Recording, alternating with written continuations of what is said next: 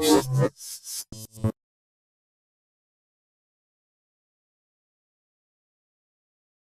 to I Have Issues, the comic book show where I talk about comic book related subjects that piss me off. Now, last month we talked about The Killing Joke, a very dark and serious comic with several bad story elements. So let's spend this month talking about something a bit lighter in tone, Brightest Day. The Brightest Day was an event comic back in 2010 from DC Comics. It followed the events of another DC comic, Blackest Night, that featured a zombified Black Lantern Corps rising up to try and destroy the universe. As part of that event's ending, heroes from Earth utilized the white light of life to defeat the Black Lanterns. The white light being the source of all life in the universe and the source of the various lantern colors that splintered out of it. Utilizing this white light, the Black Lanterns were defeated and several previously dead superheroes and supervillains were brought back.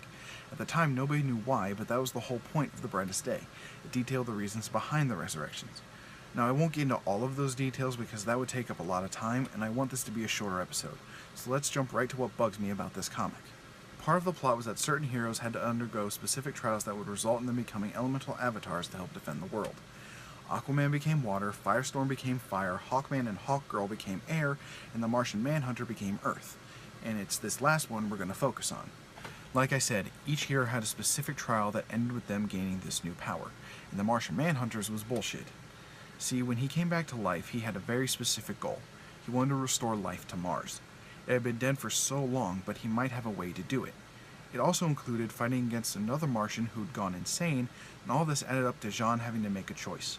He can either be dedicated to Mars and help bring it back to life, or he can solely focus on Earth and help protect that. And I just don't get why that's a choice at all. Remember, this was all started by the Life Entity, a being whose only purpose would be to help nurture and create life. And yet it's making John choose which one to protect? Why wouldn't it want both?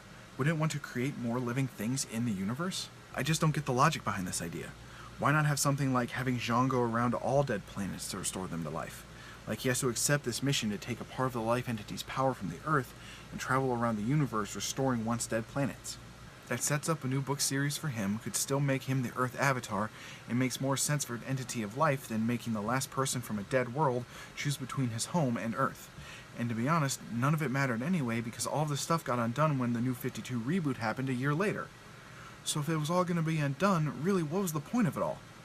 I really don't know, and since none of it really matters anymore, I'm not really sure how much I care. And that's it. Like I said, I want to keep this one a bit lighter after The Killing Joke, so there really wasn't as much to go over here.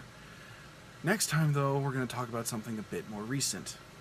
It's time to talk about the DCEU and a couple of the newer projects they've been putting out there. But that's for next time. Thank you guys so much for watching the video. I hope you liked it, and I hope you have yourselves a fantastic day, and I'll see you all next time.